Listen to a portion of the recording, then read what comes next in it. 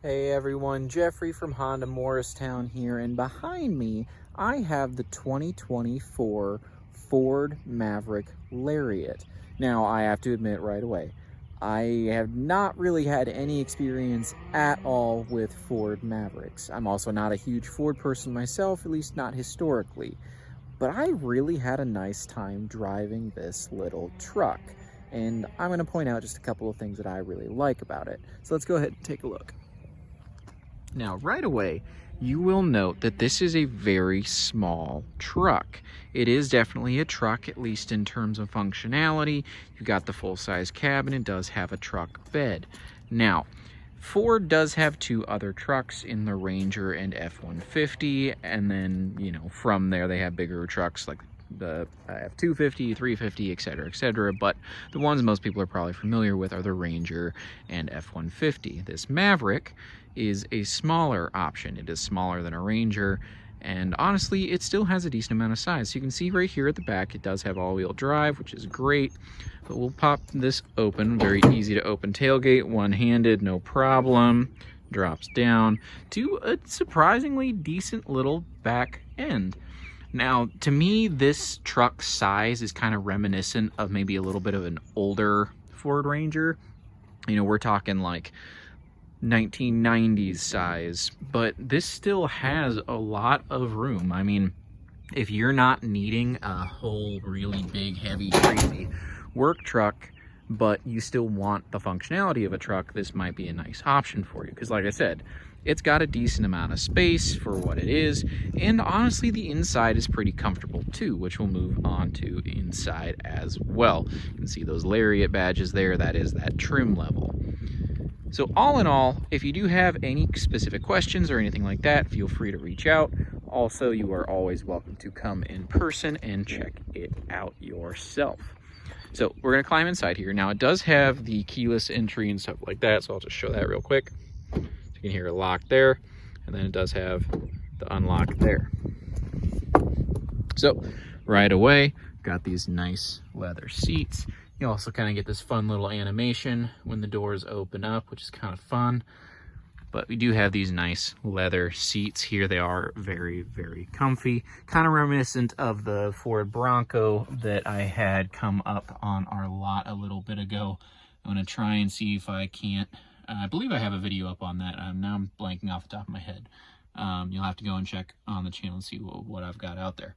You do have a full back seat as well, which those seats are comfortable as well. Admittedly, not quite as much room as some of the other trucks that I've had up on the channel in that back row, but honestly, the front seats are very comfortable. I love both in the front and back the amount of headroom that you have here. It's really, really nice, and I think it might just be because the seats feel just like a little bit lower. But before I do sit down, you can see it does have power controls there, which are really handy. So we're gonna climb on in here.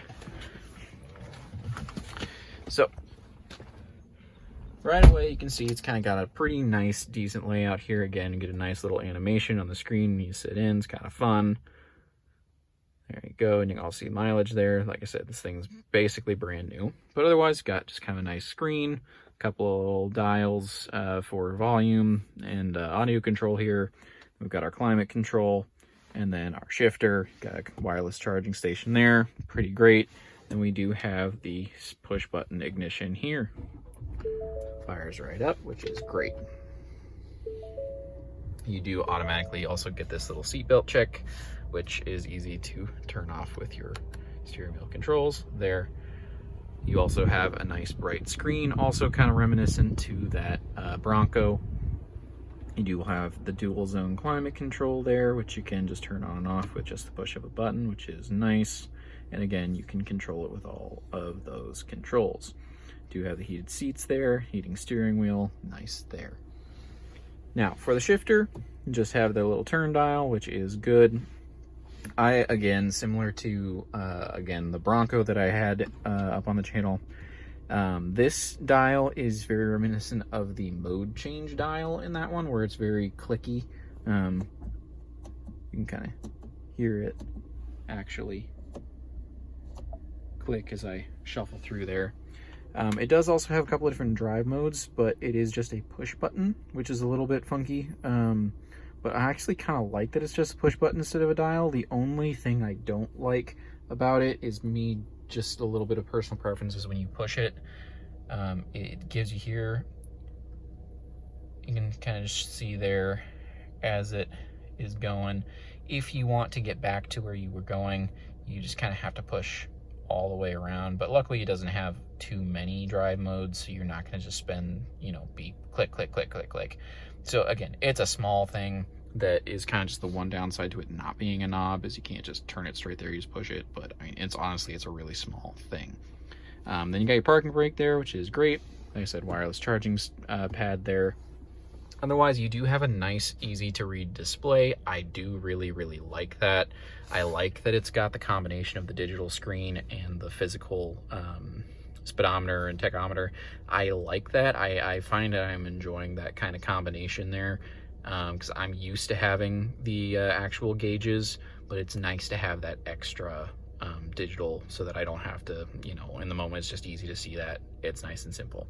One other thing that, again, I mentioned is you have a lot of like nice headroom and space here. It's because the way that you're sitting in this, it's honestly really, really comfortable. The height at which you're riding is really nice. For this being a truck, it feels more like I'm driving almost more like an SUV or even like a really big car, just with the way that the size is and you're not up as high. I kind of like that. This to me would just be like a really nice little runaround truck. Again, you've got navigation, which is great. You do have a nice big bright backup camera that does fill the entire screen. You can see you've got some rear parking sensors there, which is great. And you can even see there, you can turn them on and off, which is nice. Just kind of a couple of nice, neat little features there. Where I think this truck really shines is the fact that it is a truck, but it doesn't necessarily feel like you're driving a truck. It is very responsive, and I think some of that does come from the size that it is. Again, it's small. It doesn't feel like you're driving a truck, but you know, that is what it is, and it's kind of nice that it doesn't feel that way. You know, and it's very well laid out. You know, you got your headlights controls. You know, you got some controls on your steering wheel, and then you got your climate controls. It's all very like segmented in a way that is easy to understand and kind of pleasant. So I do appreciate that. All in all, this 2024 Ford Maverick is a nice little runaround option. I'm not gonna lie. It is something I wasn't really sure about, and honestly I want to learn a little bit more about them. So part of what I'm going to do today is I'm actually going to look up a little bit about these trucks, because like I said, I don't really know too much about them, but after driving it, I really liked it. I really enjoyed it, and I think it's a great experience. If you want to try it out yourself, you're more than welcome to come on down. It's located at Honda Morristown in Morristown, Tennessee. You can go ahead and ask for me. I'm more than happy to answer any questions you might have, and we can take this thing for a spin as well. So without any further ado, I will leave you one last time with this, the 2024 Ford Maverick Lariat.